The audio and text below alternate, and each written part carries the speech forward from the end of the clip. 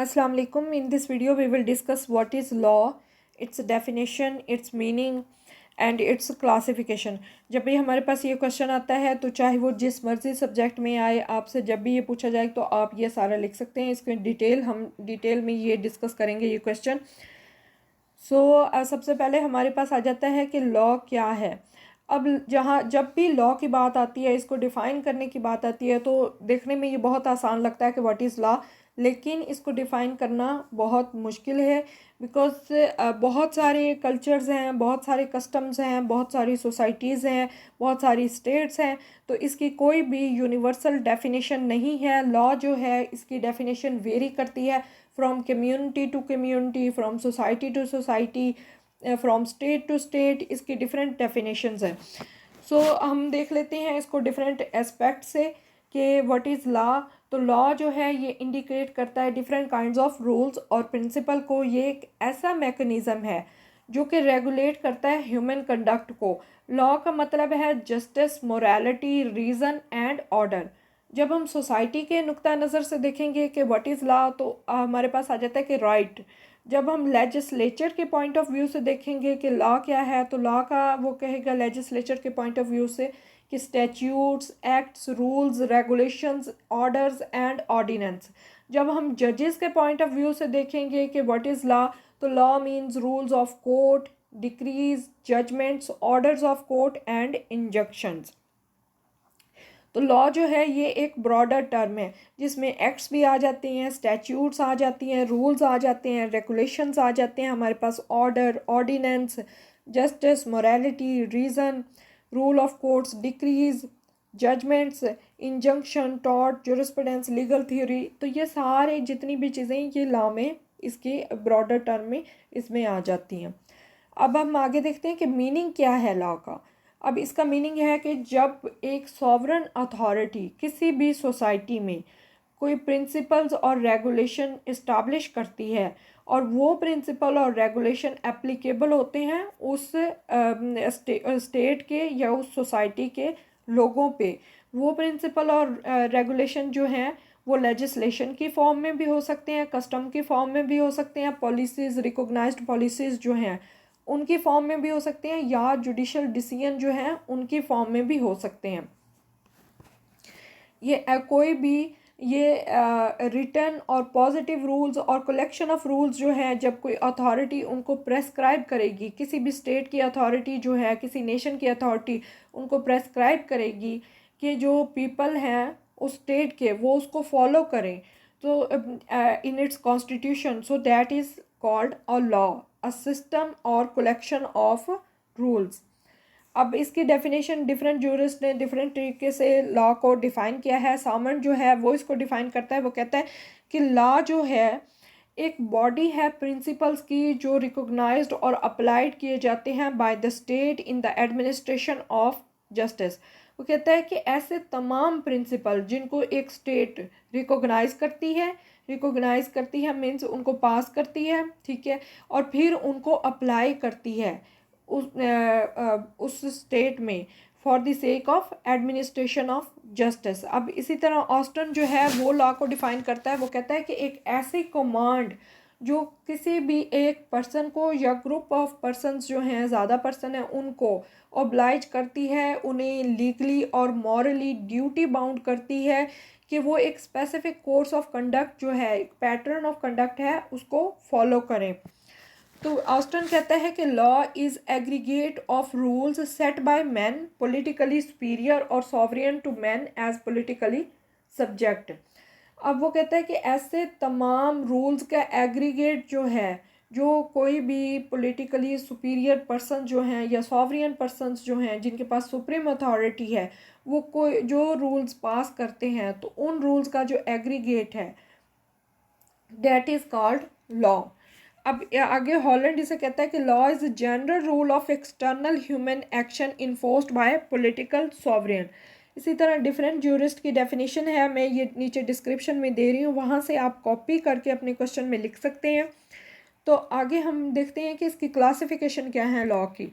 तो लॉ के क्लासिफिकेशन में हमारे पास आ जाता है कि डिफरेंट कैटेगरीज हैं लॉ की: imperative and positive law, physical and scientific law, natural and moral law, conventional law, customary law, international law, civil law and criminal law. अब आगे हम देख लेते हैं कि इम्पेरेटिव लॉ जो है ये क्या है।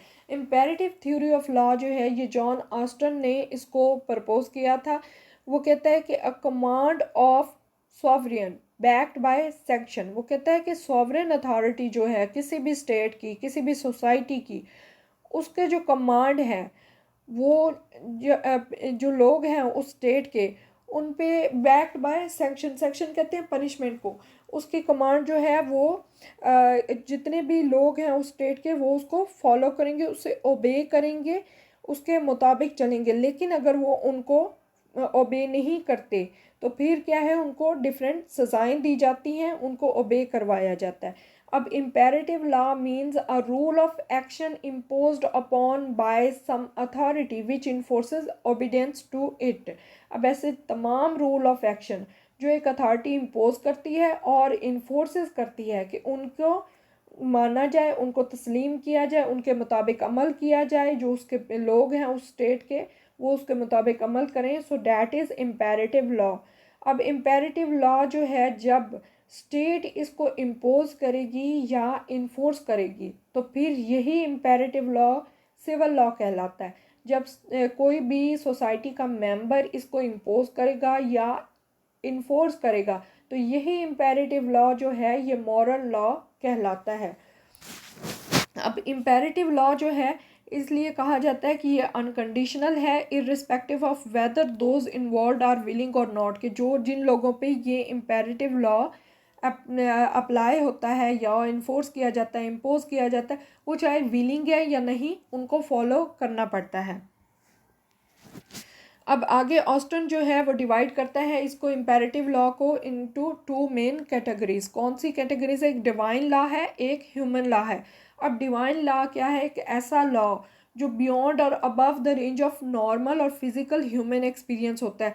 अब ऐसा लॉ जो कि डिवाइन होता है, जिसका सोर्स जो है ट्रांसेंडेंट है और इनफ्लेक्सिबल है, एब्सोल्यूट होता है ये लॉ, और superior to man made laws होता है। अब डिवाइन लॉ में हमारे पास रिलीजियस लॉज आ जाते हैं।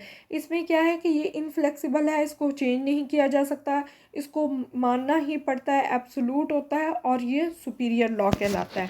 नेक्स्ट हमारे पास आ जाता है ह्यूमन लॉ। ह्यूमन लॉ जो है इसकी दो काइंड्स है। फर्स्ट में वो कहता है कि कमांड ऑफ सॉवरियन है, और सेकंड टाइम में वो कहता है कि थ्रू वॉलंटरी एसोसिएशन और क्लब्स हैं। अब इसमें जो ह्यूमन लॉ है ये मैन मेड लॉ है, ये फ्लेक्सिबल होता है, इसको चेंज किया जा सकता है according to circumstances, according to needs of the society. ये कम्बिनेशन होता है कमांड्स का और प्रोहिबिशन का, कि आपने ये काम करने हैं, you are duty bound, legally morally bound to do these acts, and you are prohibited to not to do these acts, कि जब मना कर दिया जाए कि ये वाले काम आपने नहीं करने, अगर करेंगे तो पनिशमेंट होगी, ये काम आपने करने हैं, अगर नहीं करेंगे तो पनिशमेंट होगी। So these are man made laws, human laws. Next हमारे पास आ जाता है पॉजिटिव लॉ। अब पॉजिटिव लॉ जो है ये ह्यूमन मेड लॉ है, डेट ऑब्लाइज और स्पेसिफाई एन एक्शन।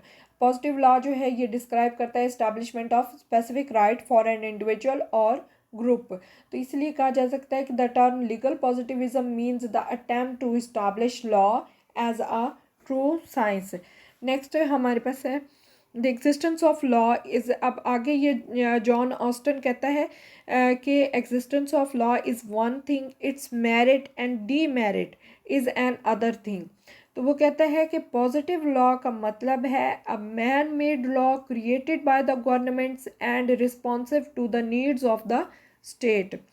अब जो डिफरेंट जो बहुत सारे जो थ्योरिस्ट हैं वो बिलीव करते हैं कि पॉजिटिव लॉ जो है इसको होना चाहिए अकॉर्डिंग टू हायर इसको होना चाहिए in conformity with the higher principles of natural law. आगे हमारे पास है कि लॉ, इसके हम आगे देख लेते हैं क्लासिफिकेशन फर्दर क्या है। It is divided into national law and international law. तो national law is further divided into public law and private law. फिर हमारे पास आ जाता है public law. Public law is divided into constitutional law, criminal law and administrative law. फिर private law हमारे पास आ जाता है कि ये डिवाइड होता है law of person, law of property, law of obligations, the conflicts of law. अब आगे हम देख लेते हैं क्लासिफिकेशन ऑफ लॉ में कि बेसिकली ये एक ऐसा प्रोसेस है जिसमें लॉ की डिफरेंट जो कैटेगरीज हैं, डिफरेंट जो क्लासेस हैं, वो अकॉर्डिंग टू उसकी जो बेस है, जो उसकी एसेंस है, उसके मुताबिक उनको डिवाइड किया जाता है, international law and national law. So पहले हम देख लेते हैं कि इंटरनेशनल लॉ क्या है। ऐसा legal process that concerns legal relation among nations is called international law। अब ऐसे तमाम लॉज, तमाम रूल्स जो नेशंस के आपस में उनका जो लीगल रिलेशन है, जो उनका कंडक्ट है, जो लीगल प्रोसेस है, उसको रेगुलेट करते हैं। So these laws are called international laws. अब इसमें हमारे पास आ जाता है यूनाइटेड नेशन, ये प्राइमरी मैकेनिज्म है that articulate and create international law. तो मेजर सोर्सेज क्या आ जाते हैं हमारे पास इंटरनेशनल लॉ के multilateral treaties, conventions, international customs, gender principles as are recognised by civilised nation. तो आगे हमारे पास आ जाता है क्लासिफिकेशन ऑफ इंटरनेशनल लॉ। अब इंटरनेशनल लॉ भी फर्दर डिवाइड होता है into public international law and private international law. अब पब्लिक इंटरनेशनल लॉ क्या है कि public international law is that body of rule which govern the conduct and relation of state with each other.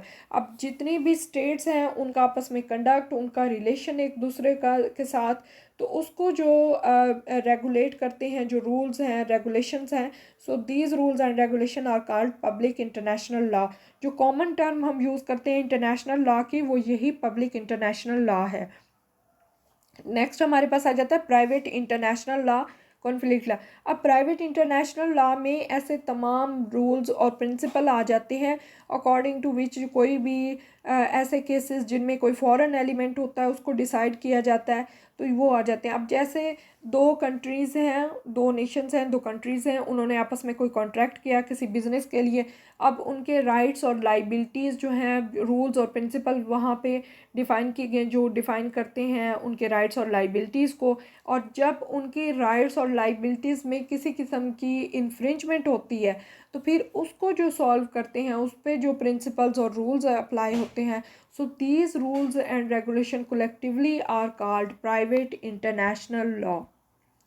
Next हमारे पास आ जाता है national law, law of land, civil law और स्टेट लॉ कहते हैं। ये डिवाइडेड होता है further into public law and private law.